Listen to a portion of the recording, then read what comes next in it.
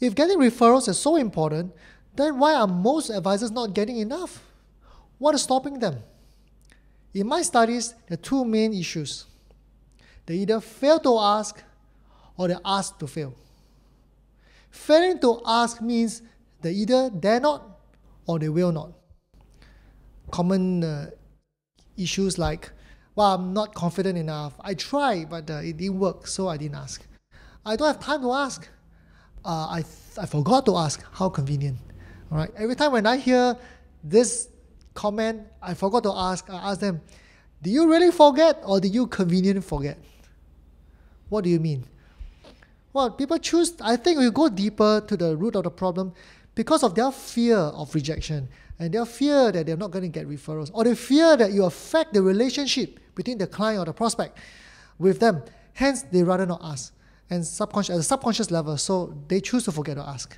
Okay, some of them could be, I think the clients will give me when they remember. Yeah, that's when they remember. How can you have consistency when somebody have to remember in order for you to get referrals? Well, I don't think the clients see value yet, so I'm not asking this time. Or for some people, I have enough of existing clients, so I don't really need referrals. Blah, blah, blah, blah, blah. All right. Whether you choose to see it as a reasonable excuse or an excusable reason is up to you. My question to you is, does that work for you? Does that get you the result that you want? Asking to fail simply means that they're not well prepared enough. When advisors first join a business, I believe they actually ask for referrals.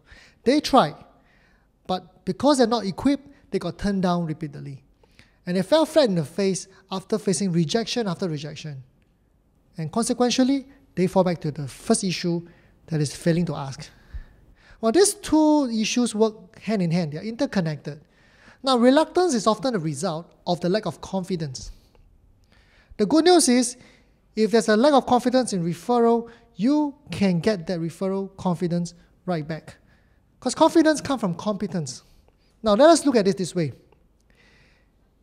Confidence comes from three reasons, right? The first thing first, to have the right knowledge, to have the right skill, to have the right experience. Now, let me ask you these questions. Can knowledge be acquired?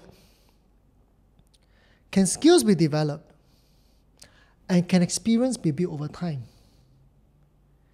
If your answer is the same as mine, which is yes to all these three answers, then the good news is competence is in your hands. You can have control over your competence, which leads to your confidence. And you can really be good in referrals if you diligently put in tens of hours, if not hundreds of hours, in practicing what I've got to share with you. Isn't that what most top athletes do all the time? They commit hours of practice on a daily basis to make sure they are good at what they do. Now, if they can be that humble to keep repeating what they do at their level of success, I don't see why we can't do the same to our business.